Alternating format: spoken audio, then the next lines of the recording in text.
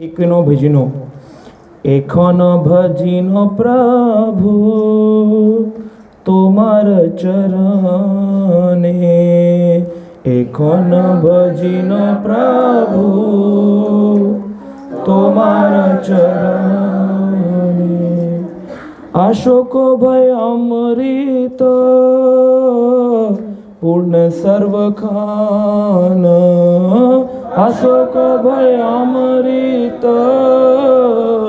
पूर्ण सर्व खान। खान खान यानी कि खाना नहीं, खान यानी कि माइंस, और होते हैं ना माइंस, कोल माइंस, खजाना। तो क्या खजाना है? अक्षोभय। अक्षोभय शब्द का मतलब है जो हमारे सारे के सारे दुख जो है ना, जैसे अशोक, शोक होता है दुख, अशोक यानी सारे दुखों को दूर कर देना। अशोको भय अमृत, और संसार में मृत्यु ना हो। तो सबको ऐसा खजाना चाहिए कि नहीं? मृत्यु ना हो और दुख ना आए, चाहिए कि नहीं? पक्का लॉक किया जाए? ठीक है, सबको खजाना चाहिए जिसमें दुख ना हो और मृत्यु ना हो।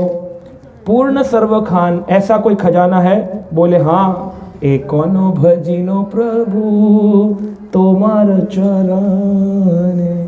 तुम्हारे जो चरण हैं वैष्णव ठाकुर, वो चरण भगवान श्री कृष्ण और भगवान श्री कृष्ण के भक्तों के जो चरण हैं, एकोनो, बस एकमात्र यही उपाय है जिसका भजन करने मात्र से जीवन के सारे दुख समाप्त हो जाते हैं और जीवन में व्यक्ति मरता नहीं है। तो जब तक कोई भगवान श्री कृष्ण की शरण में नहीं जाता और श्री कृष्ण के भक्तों की शरण में नहीं जाता, उसका इस संसार से मुक्ति पाना असंभव है।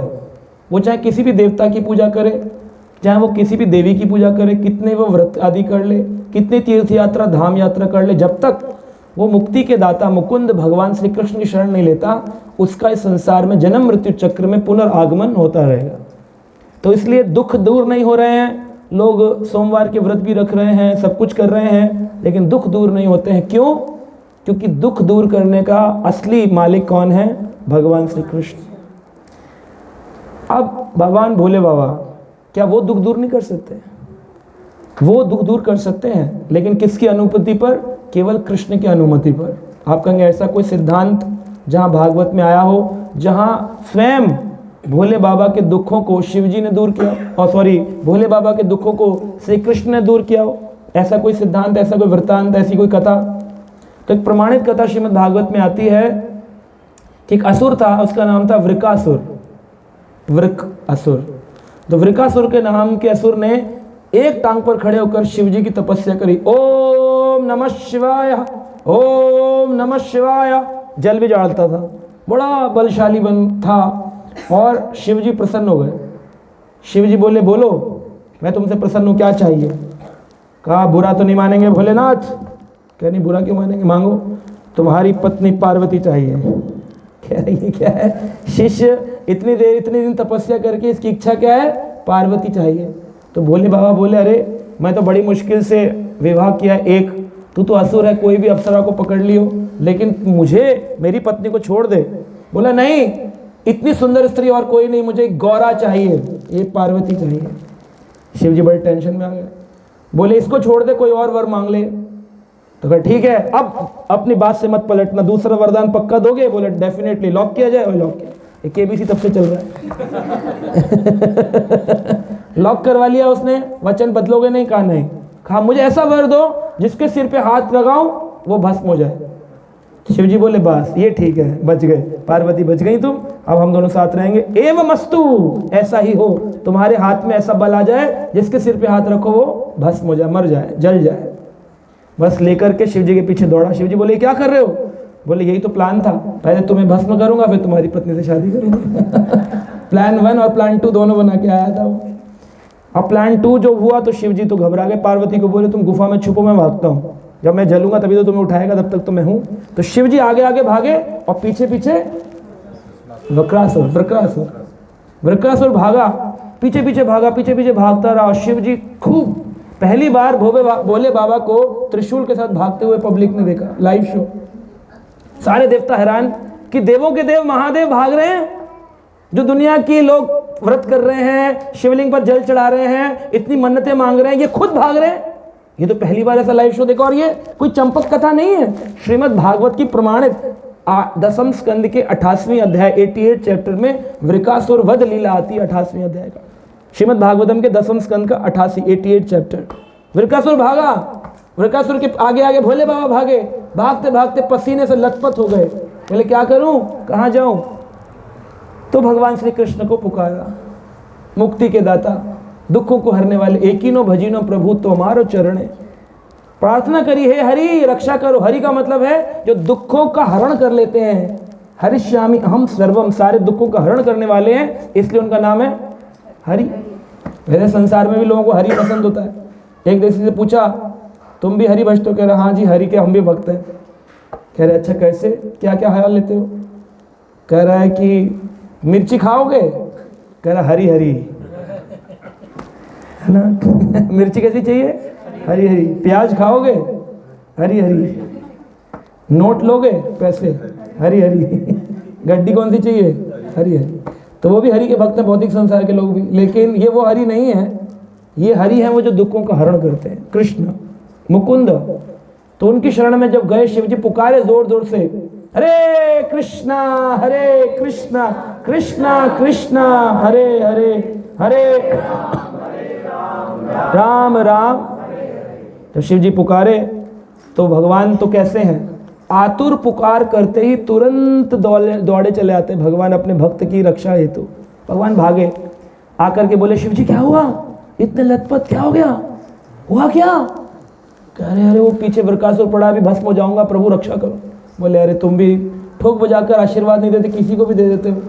शराबी कबाबी कोई भी धतूरा चढ़ाता है, तुम प्रसन्न हो जाते हो। आशुतोष हो, जल्दी प्रसन्न होना है, लेकिन थोड़ा तो समझा करो, ये संसार के लोग ऐसे ही हैं। तो क्या करें आप क्या कर सकता हूँ? बोले अब तुम एक काम करो, तुम पेड़ के पीछे छुप जाओ और मैं रक्षा करता हूँ तुम्हारी। तो भगवान श्री कृष्ण वहाँ पर सामने बाहर निकल आए और वृकासुर पीछे पीछे भागता हुआ आ रहा था। सब भगवान श्री कृष्ण कह रहे, कृष्ण हट जाओ, मुझे महादेव को भस्म करना है, पार्वती से विवाह करना है। भगवान कृष्ण बोले फिर से मूर्ख बना दिया एक और। बोले मूर्ख मतलब? कह पहले भी कईयों को मूर्ख बना चुके हैं, तुम्हें नहीं पता? जब से इन्होंने कामदेव को भस्म किया है तब से इनकी शक्ति समाप्त हो गई। भगवान ने इनकी सारी शक्ति छीन ली है। कामदेव के भस्म होते ही इनकी सारी शक्ति चली गई थी। अब इनमें खुद ही भस्म करने की शक्ति नहीं है, ये तुमको क्या शक्ति देंगे भस्म करने की? ये खाली झूठ ढोंग बोगस फल दिया है तुमको, कुछ नहीं होने वाला। ऐसा कैसे? धोखा, इतने साल तपस्या करी, अंग काट कर चढ़ाए, धोखा? कर हाँ धोखा। कर इसका प्रमाण क्या है कृष्ण? क्या आपने सिर पे हाथ रख के देखो। असुर बोला मैं असुर हूं, पागल नहीं, अपने सिर पे रखूंगा मैं, भस्म हो गया तो क्या होगा? तो भगवान बोले देखिए भगवान कितने चातुरी से काम करते। भगवान के 64 गुणों में एक है वाक चातुरिता। भगवान का एक गुण है वाक चतुरी है। वाक चातुरिता से भगवान ने उनको बोला अगर भस्म करने की शक्ति इसमें है तो हाथ को तुम ऊंचाई पे रखोगे तो थोड़ी गर्मी लगेगी ना भाई, जो अग्नि है उसके पास जाएंगे तो जलाएगी, थोड़ा दूर से देखेंगे तो ताप तो आएगा ना। ऐसा तो नहीं होगा कि बिल्कुल जब तक पास नहीं आएंगे तब तक नहीं जलेंगे। हाँ ये बात तो ठीक है। तो उन्होंने कहा यहाँ रखो, सिर पे हाथ, कुछ गर्म लगा? कह रहे नहीं, हम पहले कह रहे थे, धोखा दिया। तो उसको एकदम से झटका लगा, बोला सच बात कह रहे हो कृष्ण? तो कहा थोड़ा नीचे करके देखो, आधे में ले आओ। तो हाफ लेवल पे ले आया हाथ को, आप लगा गर्म? कह रहे नहीं, देखा सरासर धोखा किया तुम्हारे साथ। तो बोला आप क्या कर सकता हूँ? बोले पूरा रख के देख लो, कुछ नहीं होगा। बोला अच्छा, जैसे रखा बस हो गया पूरा भस्म हो गया। नाम पड़ा भस्मासुर, वो असुर जो भस्म हो गया था। किसने रक्षा करी? शिव जी की। हाँ जी, किसने करी? हरि ने। तो आपकी कौन करेंगे? तो फिर शिव जी के मंदिर में जाके क्या मिलने वाला? आप चले जाते हो सोमवार को जल चढ़ाने। हम ये नहीं कहते शिव जी का सम्मान मत करो, वैष्णव हैं, लेकिन उनसे क्या मांगो? मुझे हरि भक्ति प्रदान करो, मुझे मुक्ति प्रदान करो, इस जन्म मृत्यु संसार से मुक्त करो। भोले बाबा जैसे आप हरि के भक्त हैं, मुझे भी हरि का भक्त बनाइए। एकिनो भजिनो प्रभु तुम्हारे चरणे, आपके चरण हम पकड़ के रहना चाहते हैं। आगे कहते हैं भक्ति विनोद ठाकुर, सकल छड़िया तुआ चरण कमले, सकल छड़िया तुआ चरण कमले, पड़ियाछि अमीनाथ त्वपद तले।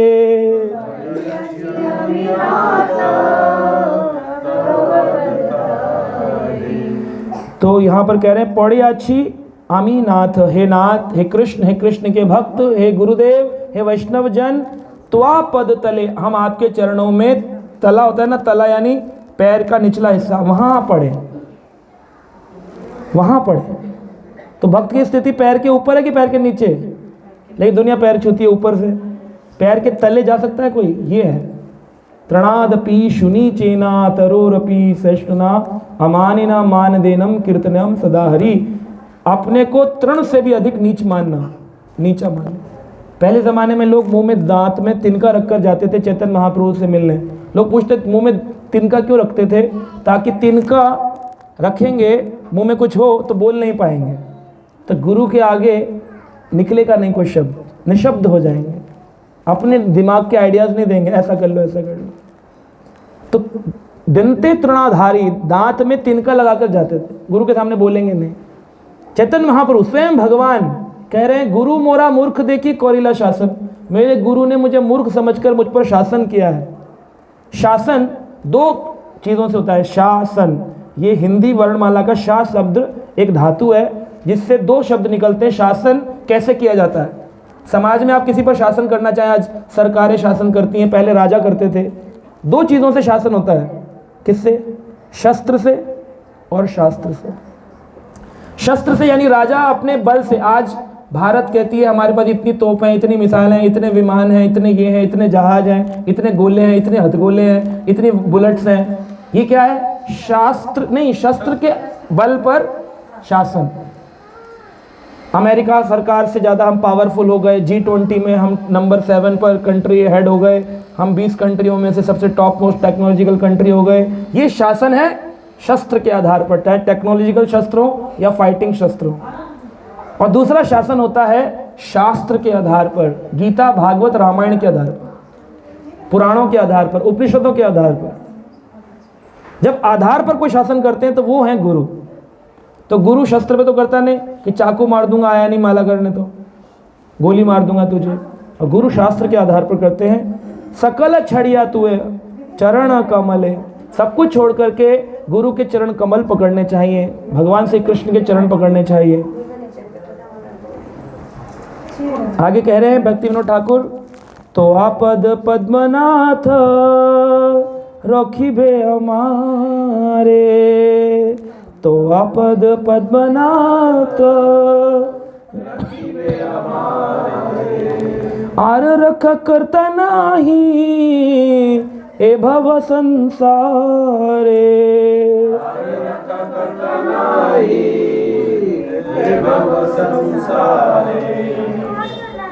तो भगवान श्री कृष्ण से कह रहे हैं, तो आप पद्म पद्मनाथ रखिबे हमारे, आपके चरण के अलावा और कोई हमारी रक्षा नहीं कर सकता है।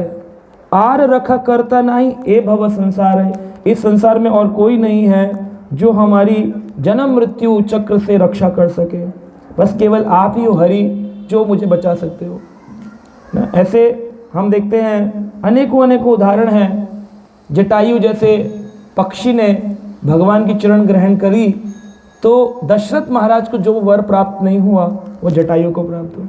अंतिम गति में रामचंद्र जी की गोदी में उन्होंने प्राणों को त्यागा, है ना। जो कालिया नाग है, इसने यमुना जी की शरण ग्रहण करी तो उसके कारण उसको भगवान श्री कृष्ण के चरण अपने मस्तक पर प्राप्त हुए। गजेंद्र ने भगवान की स्तुति करी तो भगवान ने उसकी रक्षा करी। संसार में कोई भी व्यक्ति आपकी रक्षा नहीं करेगा जब तक हरि आपके साथ है। विभीषण जी खुद स्वयं रावण के भाई होकर के रावण से निकाल दिया घर से, तो रामचंद्र जी की शरण में आया तो राम जी ने उसकी रक्षा करी। जब राम ने विभीषण को देखा तो कहा, लंकेश तुम्हारा स्वागत है। बाकी लोग बोले, लंकेश, लंका का राजा तो अभी रावण है और अभी तो युद्ध प्रारंभ नहीं हुआ, अगर कल को रावण जीत जाता है तो फिर प्रभु हम इसको कैसे लंका का राजा बनाएंगे। भगवान बोले, कोई बात नहीं, इसको मैं अयोध्या का राजा बना दूंगा, लेकिन मैं इसको राजा जरूर बनाऊंगा, ये मेरा वचन। एक बार वचन दिया, बोले फिर आप कहाँ रहेंगे? कह रहे हम तो वन में रहने की आदत हो गई, 14 साल से रह रहे हैं और रह लेंगे। तो भगवान कितने दयालु, कितने कृपालु, और कौन ऐसा कर सकता है जो आपको अपनी गद्दी देकर और खुद जंगल में चला जाए? करेगा कोई ऐसा? कोई याद हो आपको किसी ने किया हो? कोई नहीं कर सकता है ऐसा ना।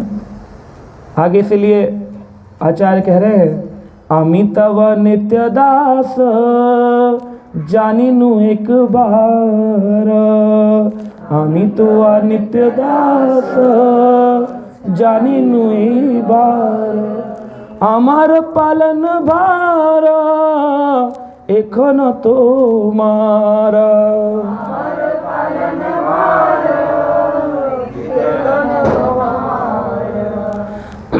कह रहे हैं अमित व नित्य दास। हम कौन है? भगवान के नित्य हैं। इस शब्द को समझना चाहिए। ये फोर्सफुली दास नहीं बनाया जा रहा है कि पहले हम भोला थे अब हम दास हैं, फोर्सफुली नित्य दास। लेकिन हम भूल गए थे, उसको भक्त लोग स्मरण कराते हैं कि भाई तुम दास हो। आरती में गाते हो, क्या गाते हो? तुम स्वामी हम कहते हो। कौन मान रहा सेवक? लिख रहे हो अपने नाम के पीछे सेवक। कह दिया जाए आपको मंदिर में आके झाड़ू लगाने टाइम नहीं है, बच्चे का स्कूल जाना, तो बच्चे के दास थे कि भगवान के दास थे? नित्य दास किसके हो? पर आपके से टाइम नहीं है आपके पास। आप तो कह रहे हो बच्चे की रिस्पॉन्सिबिलिटी है, पति की रिस्पॉन्सिबिलिटी है, पत्नी की रिस्पॉन्सिबिलिटी है, ऑफिस जाना है। नहीं, नित्य दास कैसे हो? हम ये नहीं कहते आप रिस्पॉन्सिबिलिटी मत निभाओ। भगवान ने गीता में कहा, तस्मात् सर्वेषु कालेषु मम अनुस्मरणम युद्ध चाह मयि अर्पितम मनः बुद्धि। अपनी मन और बुद्धि मुझे दे दो। अपनी मन बुद्धि। आप काम कर रहे हो और बच्चे का टिफिन बॉक्स छूट गया है, स्कूल नहीं ले जा पाया बच्चा, तो माँ को चिंता रहती है। तो पति जब तक दे नहीं आते टिफिन बॉक्स तब तक झाड़ू भी लगाती है, कपड़े भी धो रही होती है, लेकिन बोलती क्या रहती है? टिफिन बॉक्स दे आना, कपड़े धो रही है। टिफिन बॉक्स दे आना, झाड़ू लगा रही है। चिंतन क्या चल रहा है? Tiffin box. काम रुका क्यों? कोई ऑफिस के लिए प्रभु निकल रहे हैं, जा रहे हैं पतिदेव ऑफिस के लिए, फोन पे बात भी करते रह रहे हैं, हाँ मैं आधे घंटे में पहुंच रहा हूँ, बस जरा टिफिन बॉक्स देकर आ रहा हूँ। ये ऐड है। क्यों? क्योंकि वहां बच्चे से अटैचमेंट है। कृष्ण से अटैचमेंट नहीं, इसलिए उनके लिए कोई वे आउट नहीं निकाला जाता। ये करते हुए चले जाएंगे, या करते करते उनका स्मरण आ रहा है कि हम कपड़ा तो धो रहे हैं लेकिन मुझे जप करना है, मुझे गीता पढ़नी है, मुझे कथा सुननी है, ऑफिस का काम कर रहा हूँ, मैं गाड़ी चला रहा हूँ, आज कथा रह गई, आज पढ़ा नहीं मैंने, शाम को चाहे लेट सोऊंगा लेकिन पढ़ के सोऊंगा। ऐसे प्लान करा कभी किसी ने? नित्य दास उदास घूम रहा है। नित्य दास उदास घूम रहा है इसीलिए क्योंकि उसने अभी तक अपनी नित्य दासता को स्वीकार नहीं। जब तक आप नित्य दासता स्वीकार नहीं करोगे, उदास रहोगे, पंकज उदास रहोगे। लेकिन जब तक कृष्ण का दास नहीं बनोगे, आप बिंदास नहीं रहोगे। कृष्ण के दास कैसे रहते हैं? बिंदास, कोई टेंशन नहीं। क्यों? क्योंकि कौन है ऊपर रखने वाला? ये विश्वास होता है। अब ये छोटा बच्चा है, ये लड़की है, कौन सी क्लास में हो बेटा? 6th में। स्कूल की फीस कितनी है?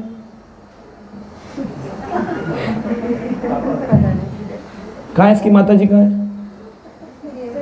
हाँ, मंजू माता जी। इसी का जन्मदिन है आज। अच्छा, तो इसकी कितनी फीस है प्रभु जी? 5600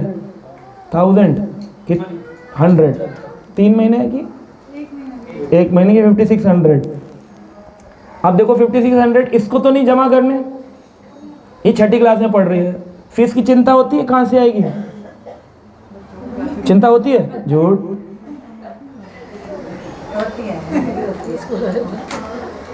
ये चिंता होती है फीस जानी है, ये चिंता होती कैसे आएगी, कहाँ से आएगी। एक बार जब मेरा बेटा छोटा था, स्कूल में जब 1st क्लास में पढ़ता था, तो मैंने उससे पूछा, बेटा हम तुम्हारी इतनी फीस भरते हैं, पढ़ते क्यों नहीं हो ध्यान से? ये पैसे बड़ी मेहनत से आते हैं। क्या? कहाँ मेहनत से आते हैं? मैंने तो देखा ATM से आते हैं।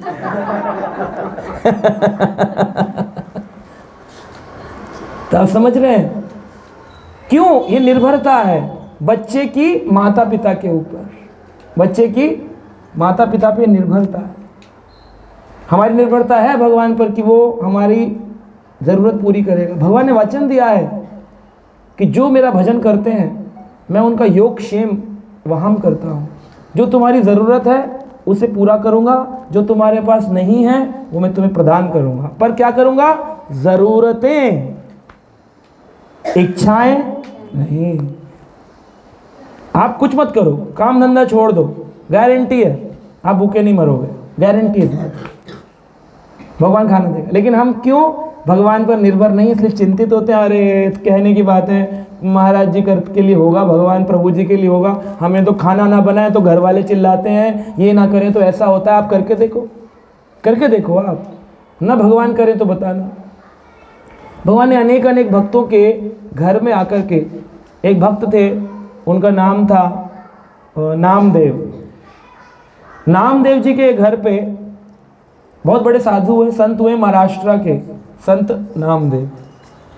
नामदेव इतने बड़े संत थे, उनको भगवान को स्वयं भोजन खिलाते थे अपने हाथ से।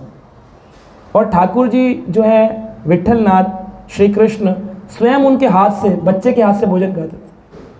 और नित्य प्रतिदिन उनका यही नियम था, पूरे गांव को मालूम था। ए नामा, नामदेव को बचपन में क्या बोलते थे? नामा। ए नामा, आज विट्ठल को भोग नहीं लगाएगा, विट्ठल सुबह से भूखे हैं, तू खेल रहा है।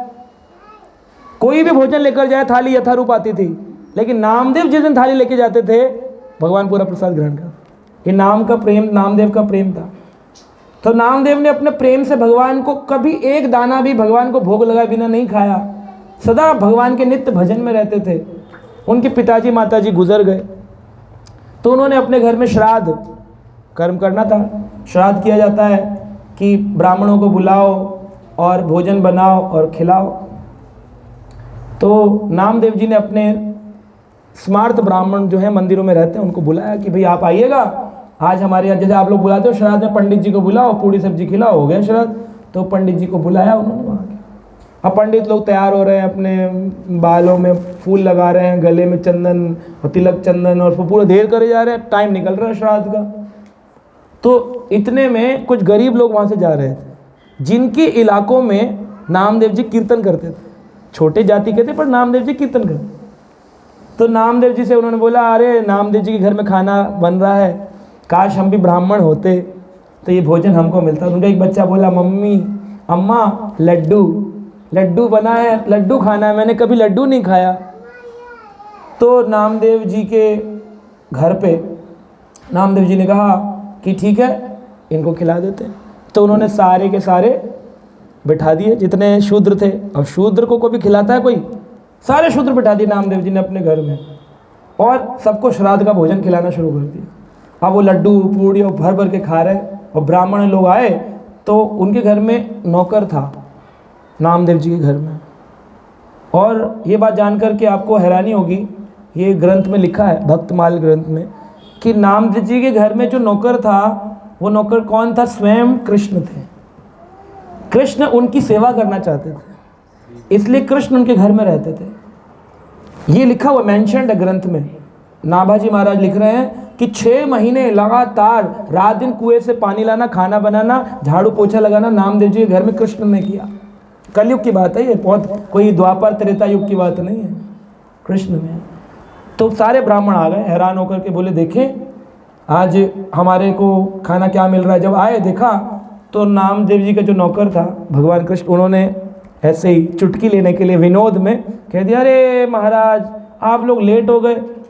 उन्होंने तो कई और ब्राह्मण बुला लिए। कौन से ब्राह्मण? वो नीची जाति वाले। हाँ, नीची जाति के लोग ब्राह्मण कब से हो गए?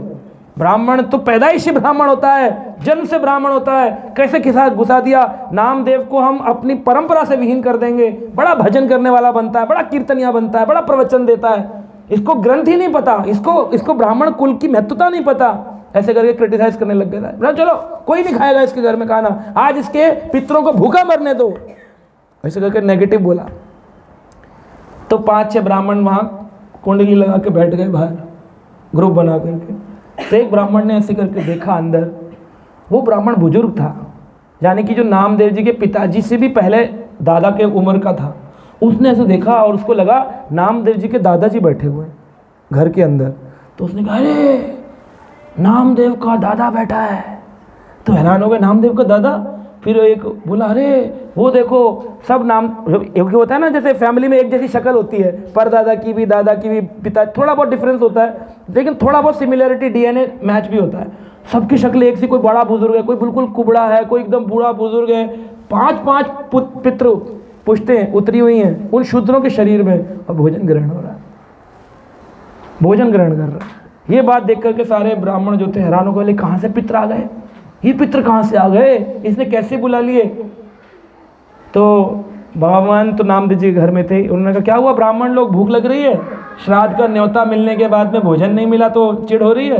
कह रहे नहीं, लेकिन ये अंदर पितर कहाँ से आ गए। कह रहे शूद्रों को शरीर में अवतरण लिया है। कहा शूद्र के शरीर में कैसे आ सकते हैं, तो ब्राह्मण के शरीर में पितर आते हैं।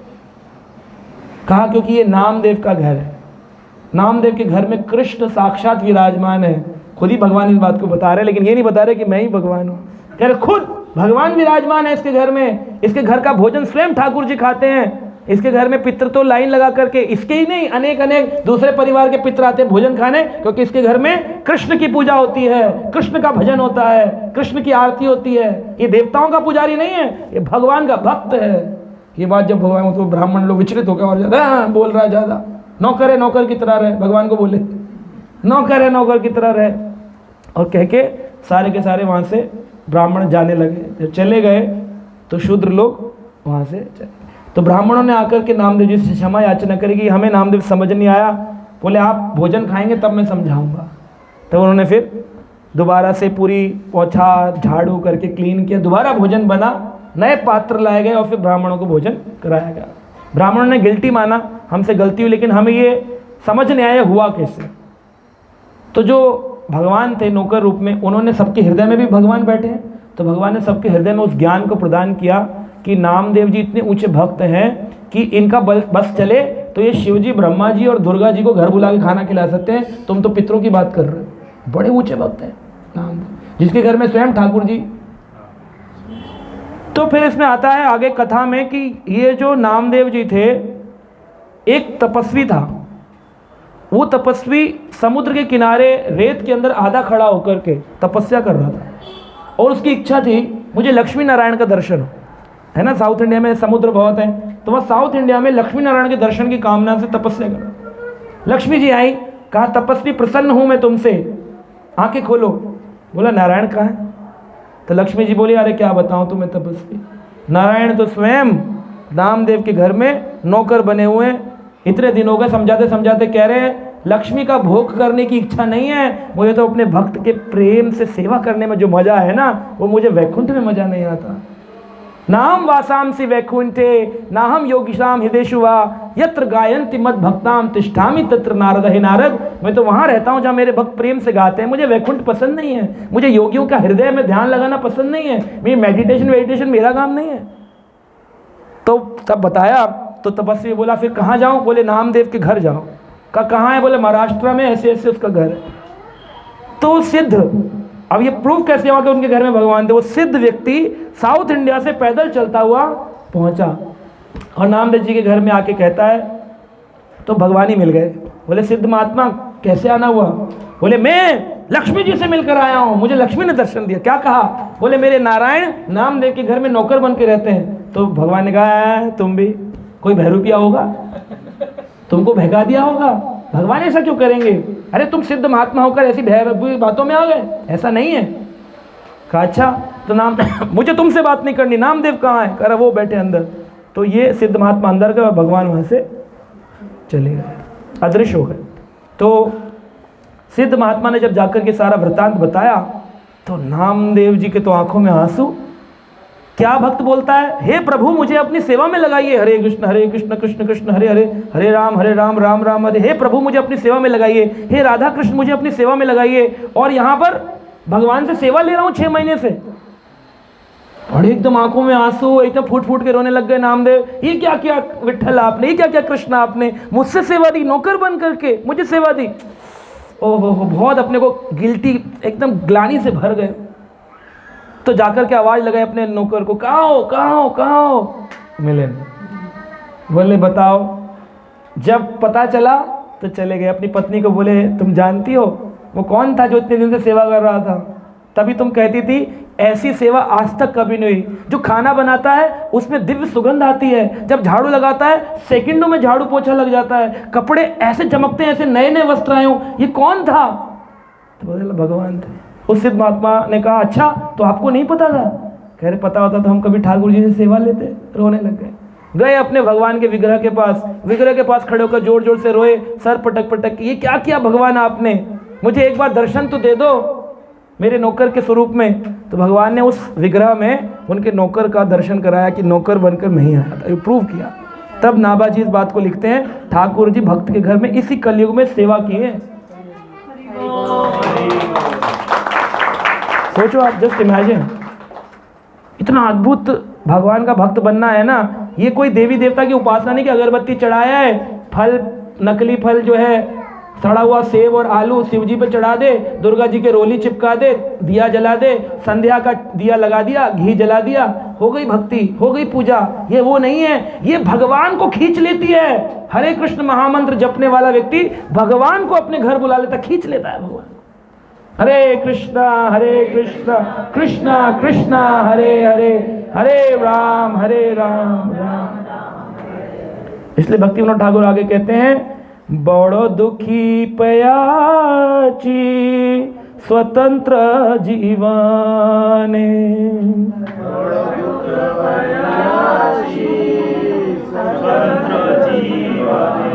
दुख दूर गेलो पदवराने।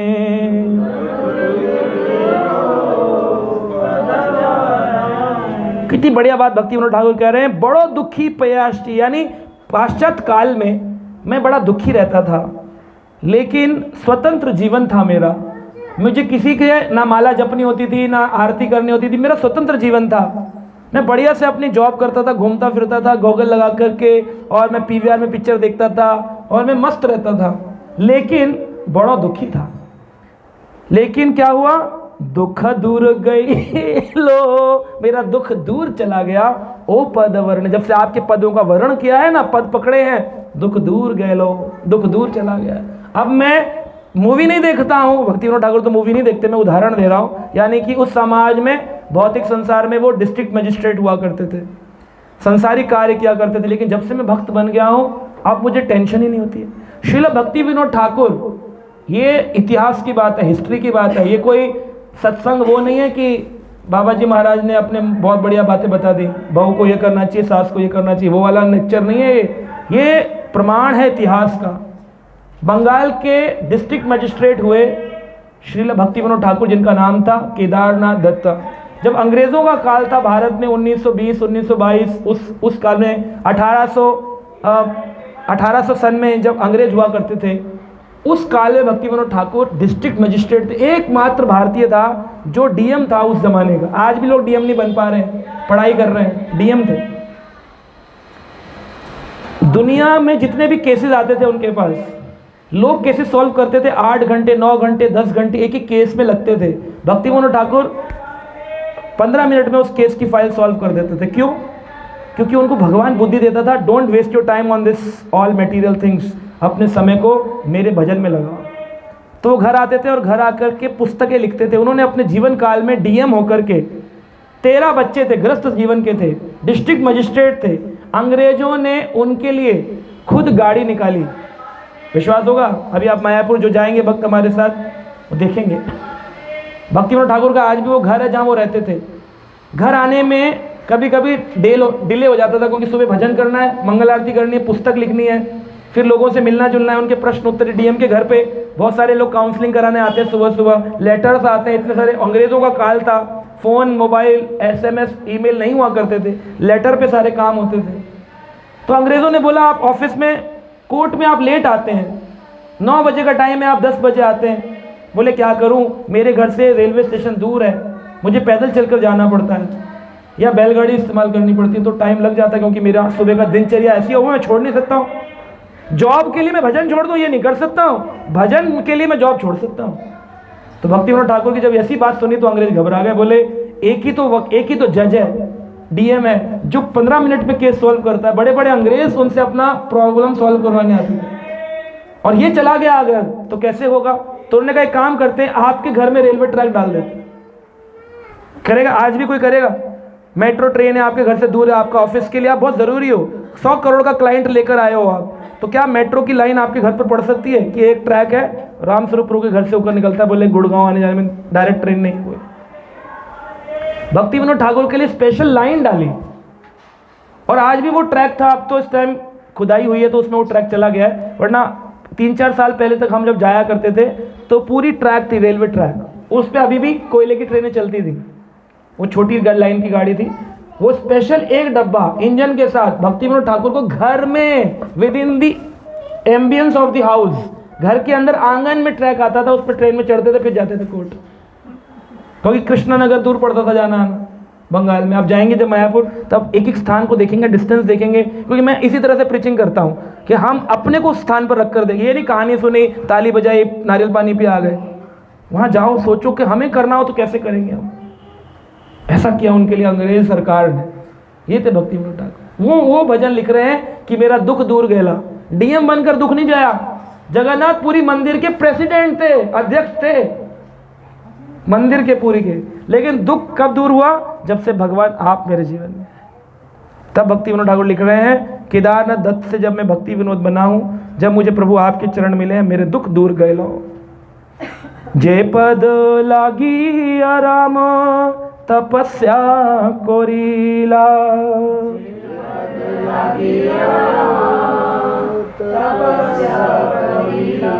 जे पद पाया शिवा शिवत्व लोभीला।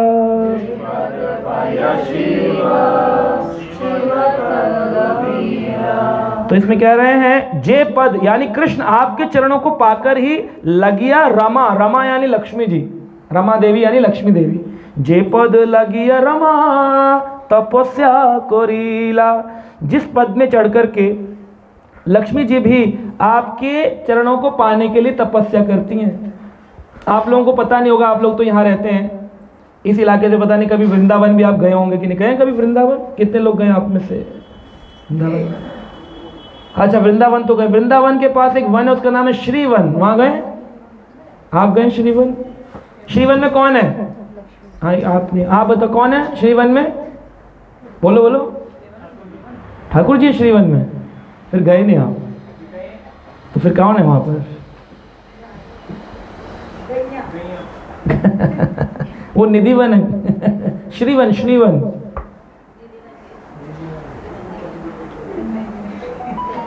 श्रीवन आप जा ही नहीं सकते। श्रीवन बहुत दूर है, लक्ष्मी वन है, वहां पर लक्ष्मी जी तपस्या कर रही हैं आज भी। वृंदावन के पास लक्ष्मी जी तपस्या कर रही हैं। जिन लक्ष्मी जी की दिवाली पे आप पूजा करते हो, वो लक्ष्मी जी तपस्या कर रही हैं कि हे कृष्ण मुझे वृंदावन में प्रवेश दे दो। गोपियों ने कहा कैंसिल, वृंदावन में एंट्री नहीं है तुम्हारी। क्यों? बोले तुम्हें अपने ऐश्वर्य का भान है कि मैं पैसे वाली हूँ, मैं धन देने वाली हूँ, धन दान की लक्ष्मी हूँ, इसलिए उनकी एंट्री बंद है। अहंकारी लोगों को वृंदावन में प्रवेश नहीं। जे चरण लगीला रमा तपस्या कोरी, तपस्या कर रही है चरण को पाने के लिए लक्ष्मी जी। उन लक्ष्मी जी को पाने के लिए आप तपस्या कर रहे हो। तो सोचो जिनके चरण मिल जाएंगे तो लक्ष्मी जी पीछे पीछे आएंगे कि नहीं, कि मेरी भी थोड़ा अप्रोच लगाओ ना, आपको मिल गए मुझे भी मिल जाए ना चरण उनके। तो which is better, Lakshmi ji को पूजें या ठाकुर जी को? और जिन चरणों को पाकर के शिव ने अपने शिवत्व को पाया, शिव जी की एक शक्ति है। तो अभी मैंने आपको बताया शिव जी ने हरि से पुकारा तब भस्मासुर से रक्षा हुई। तो शिव जी की जो शक्ति है वो किससे आ रही है? जे पद लगिया शिवा शिवत्व पाइला, शिव को अपना शिवत्व प्राप्त हुआ है।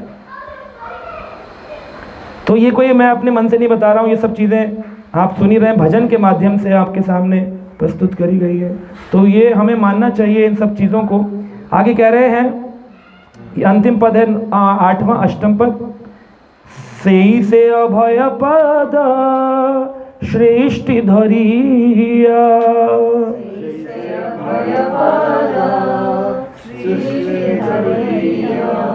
नहीं सॉरी, एक पद रह गया इसमें, जे पद लभिया ब्रह्मा कृतार्थ होइला।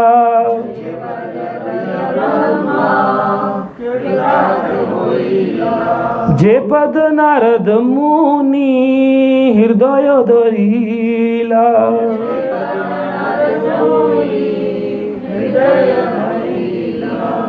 तो नारद जी भगवान श्री कृष्ण के चरणों को अपने दिल में, हृदय में रखते हैं। और ब्रह्मा जी को कहते हैं सृष्टि का रचयिता। ब्रह्मा जी ने सृष्टि रचना करी, सृष्टि के रचयिता ब्रह्मा जी। तो ब्रह्मा जी सृष्टि के रचयिता बनने की शक्ति किससे पाए? ठाकुर जी से पाए। इन चरणों को पकड़ करके तप किया, जब त और प नामक 2 वर्णमाला उनको याद सुनाई दी।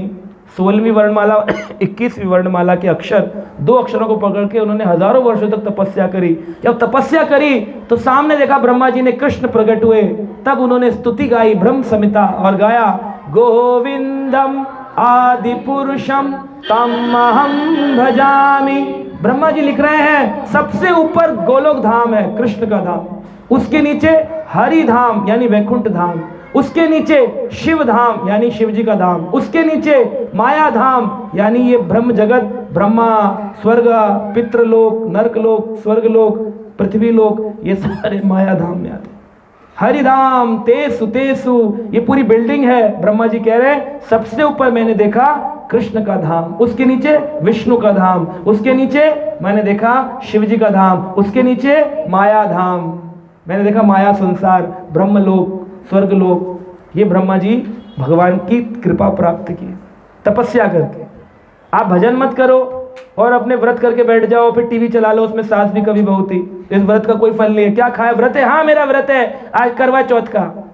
मैं क्या खाऊंगी? आज साबूदाना खाऊंगी, मैं पानी भी नहीं पीऊंगी, मैं ये करूंगी, है ना।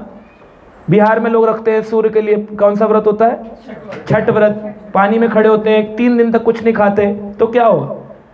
मत खाओ, सूर्य की कृपा मिल जाएगी तो क्या होगा? मुक्ति होगी क्या इस संसार से?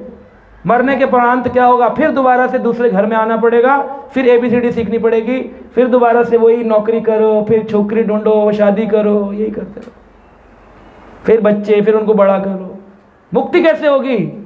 ये सूर्य उपासना से मुक्ति नहीं हो सकती। ग्रंथों में लिखा है। आपको मेरी बात हो सकता है झूठ लगे, हंसी लगे, आप हंस रहे हो, लेकिन ये शास्त्र का प्रमाण है। इसमें दुख मिलेंगे आपको। मरणोपरांत इतने सारे लोग प्रेत बन के घूम रहे हैं क्योंकि वो सही रास्ते का पालन नहीं करते।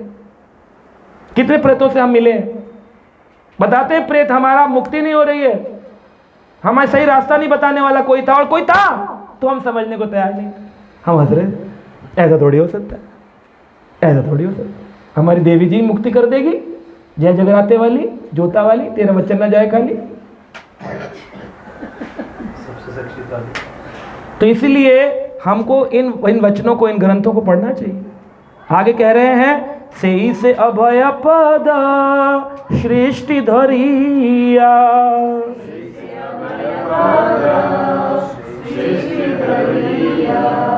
परम आनंद नाची पद गुण गैया।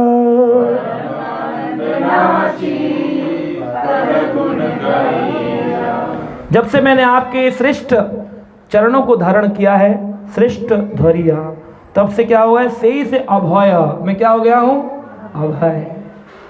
सीता जी बैठी थी अशोक वाटिका में, हनुमान जी पहुंचे, क्या देखा? सीता जी दुखी बैठी है। कहा अजीब बात है, नाम है अशोक वन और ये शोक में बैठी है राम जी के स्मरण में। तो उन्होंने कहा एक ही तरीका है, सशोक व्यक्ति को अशोक बनाना है, जो शोक मग्न है, फियरफुल है, उसके फियर को समाप्त करना है, तो उसको हरि कथा सुनाओ। तो हनुमान जी ने वहां पे तुरंत ही क्या किया? हरि कथा वर्णन लागे और सुनत ही सीता कर दुख भागे। सुनते ही सीता जी के, अरे वाह, राम के बारे में सुना, उन्होंने ये कर दिया, उन्होंने बाली का वध कर दिया, उन्होंने बस अब पत्थर ढूंढ लिए, अब बस चढ़ाई करने वाले हैं, उनकी वीरता की कहानी सुनी। जैसे ही सुनी हनुमान के मुख से हरि वर्णन लागा, सुनत सीता कर दुख भागा, सारे दुख भाग गए सीता जी। टेंशन फिर स्माइलिंग फेस हो गया। जब तक आप हरि कथा नहीं सुनोगे, कितना ही आप बच्चों को पाल पोस के ऑस्ट्रेलिया भेज दिया, अरे हम बड़े सेटल हुए, हमारे बच्चे ऑस्ट्रेलिया में, तो क्या हुआ? क्या अचीवमेंट? मेरा बेटा IAS है, तो क्या हुआ? तो क्या हो गया? कुछ नहीं कर सकते। जब तक इस संसार में हो, सबसे ज्यादा सुख तब मिलता है जब व्यक्ति निष्किंचन हो जाए है, जो होगा वो होगा, मैं तो भगवान भरोसे हूं। तब तक उसको सुख नहीं मिल सकता, हमेशा दुखी रहेगा। IAS बन गया तो दुख होता है, इसकी पोस्टिंग गांव में क्यों हो गई, डकैत लोग पे एनकाउंटर में मारा ना जाए, बेटा बच के रहियो, रात को नींद नहीं आती, तेरी चिंता में रहते हैं। डॉक्टर बन गया तो अरे कभी भी फोन आ जाता है, चिंता नहीं जाएगी। चिंता तभी जाती है जब कृष्ण आते हैं, चिंता नहीं जाएगी, चिंता में रहते हैं। तो इसलिए वो कह रहे हैं परम आनंद नाची, और अब मैं जब से कृष्ण आपके चरण में आया हूं परम आनंद में रहता हूं, आनंद में रहता हूं, टेंशन फ्री, परम आनंद। भगवान का नाम ही है सच्चित आनंद, और हम उनके अंश हैं, आत्मा सच्चित आनंद। हमें भी आनंद में रहना चाहिए, ऑलवेज स्माइलिंग। प्रभुपाद ने कहा chant Hare Krishna and be happy. यहाँ लोग मिलते हैं दुखी, हरे कृष्णा चप रहे हैं, हरे कृष्णा, चेहरा से उदास है, लटका हुआ चेहरा, उदास, फूला गप्पा बना हुआ।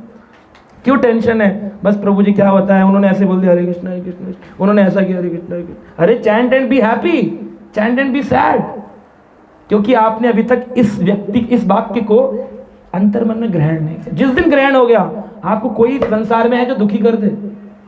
कोई दुखी कर ही नहीं सकता आपको, क्योंकि आपको पता है जो कुछ हो रहा है ये ठाकुर जी का अरेंजमेंट, और इसके पीछे कोई ना कोई कारण है। एक व्यक्ति था, वो उसने एक नाव बनाई, नाव बना के निकला, बड़ा खुश था, अपने दोस्तों को दिखाया मैंने नाव इन्वेंट करी है, मैं साइंटिस्ट बन गया, इन्वेंशन किया है, मोटर बोट, ज़ूम ज़ूम। और भी दोस्तों को बना कर दी 5-6, सारे निकल गए, पानी में रेस चल रही थी, खेल रहे थे। अब इसकी कंपनी बनाएंगे, ब्रांड बनाएंगे, स्टार्टअप लगाएंगे, पॉपुलर बन जाएंगे, पैसे वाले बनेंगे, खुश हो रहे थे।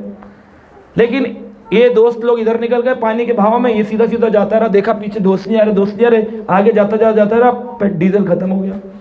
डीजल खत्म हो गया तो नाव जाकर के एक दलदल में फंस गई तो ऐसे जल रही थी, जूम जूम जूम, आग लग गई और पानी के अंदर डूब गई। ये जैसे भी दलदल से तैर करके किनारे लकड़ी कुछ पकड़ के बाहर निकला।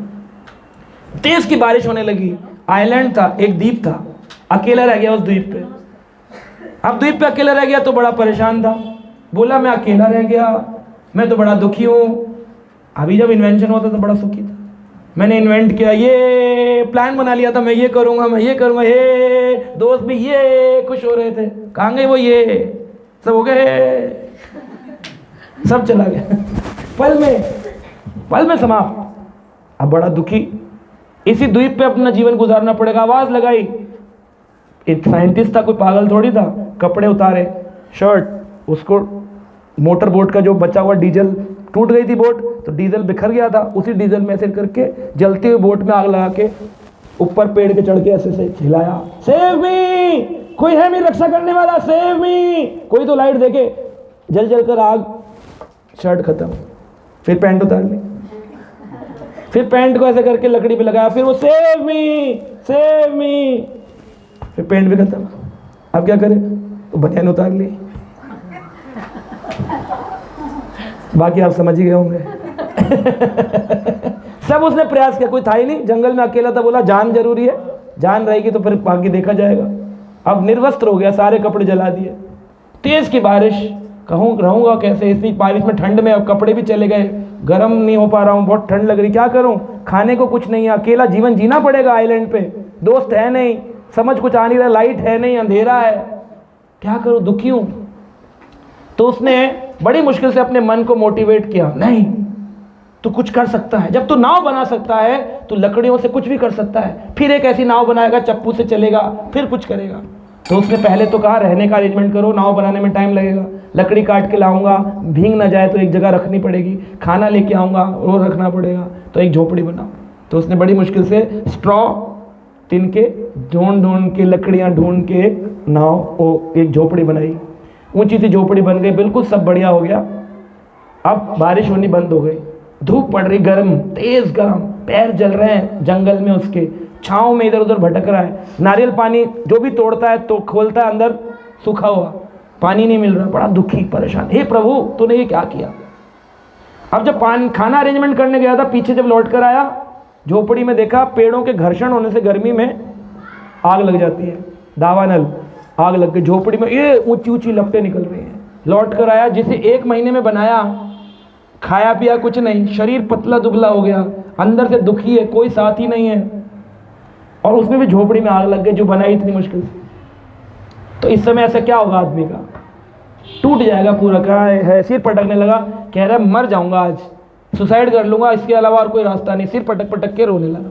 इतनी में देखता है एक बड़ा सा शिप की आवाज़ सुनाई दी। देखा 2 आदमी आ रहे हैं, उन्होंने डॉक्टर कोट पहना हुआ है, ऑरेंज कलर की ऊपर जैकेट पहनी हुई है, आ रहे हैं। कह रहे आप लोग कहाँ से आए? कह रहे चलो चलो तुम पहले बैठो, बाद में बताओ। कह रहे नहीं बताओ कौन हो? कहा हम सेवियर्स हैं, रक्षक हैं। कह रक्षक तो है, मैंने कपड़े जलाए महीने पहले, तब तो किसी ने नहीं देखा। बोले वो तो हमें पता नहीं, लेकिन अभी हमारा जहाज यहाँ से जा रहा था वोयेज, तो हमने देखा एक जगह पर आग लगी हुई है, झोपड़ी है, तो हमें लगा झोपड़ी में आग लगी है, हो सकता ना हो कोई यहाँ पर झोपड़ी में रहने वाला ना, क्योंकि इस जंगल में हमने कभी आइलैंड में झोपड़ी नहीं देखी। पर पहली बार इस वोयेज पे जब निकले इस स्थान से, हमने कहा आइलैंड पे आग लगी, झोपड़ी है, यानी कोई रहने लगा है, तो कहीं इंसान मर ना जाए, तो हम हेल्प करने के लिए। देखा तो तुम रो रहे थे। और फिर उसने बताया मेरी बोट ऐसे से हुआ। तो जब वो आगे रो रहा था, पीछे भगवान उसका अरेंजमेंट कर रहे थे रक्षा करने के लिए। उसकी झोपड़ी ना जलती तो उसको ये स्थान आता। जो आज लॉस हो रहा है, मे बी वो आपका आने वाले फ्यूचर का गेन हो सकता है, लेकिन ये बात हमें समझ में नहीं आती। ये जो गॉड कॉन्शियस होते हैं उनको समझ में आती है, अन्यथा जब लाइफ निकल जाती है 15-20 साल बाद समझ, ओ तब भगवान ने वो इसलिए किया था, ओ अच्छा अच्छा अच्छा। सर्व कारण कारणम कृष्ण है, सर्व कारण कारण। तो इसलिए अंत में वो कह रहे हैं संसार विपदा होते अवश्य उद्धार,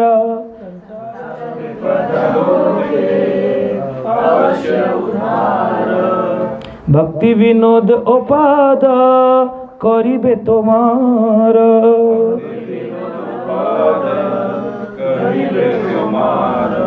संसार विपदा हईते अवश्य उद्धार।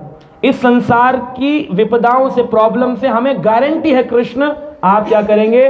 उद्धार करेंगे। इसी कारण से भक्ति नोट कहते हैं मैंने ओ पद करीबे तुम्हारी, इसलिए मैंने आपके पदों को कस के पकड़ लिया है, आप छोड़ूंगा नहीं।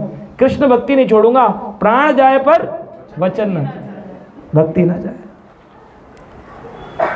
लेकिन कितने लोग बेचारे ये जो बैठे हैं, जिन्हें नहीं पता हरि नाम की महिमा, जिन्हें नहीं पता गीता की महिमा, इन लोगों के लिए एक और भजन संध्या है। उनके घर में माता का जगराती की कीर्तन था, उनके यहाँ साईं बाबा का था, उनके यहाँ कृष्ण का था, उनके यहाँ मुसलमान का था, उनके यहाँ बाबा जी का सत्संग था। इनके लिए एक सत्संग है। क्यों? समय जिसका आएगा वही इसको पकड़ पाएगा, जिसका समय नहीं आया उसके लिए केवल एक हाउस में माता जी के घर कीर्तन था, बस। इससे ज्यादा इनको समझ नहीं आया।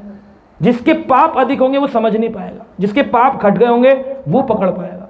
कभी कभी व्यक्ति कई सालों बाद, जैसे मैंने 8 साल बाद अपने आप को फुल टाइम डिवोटी बनाया। 2002 में मुझे ग्रंथ मिले, लेकिन मैं 2010 में फुल टाइम बना।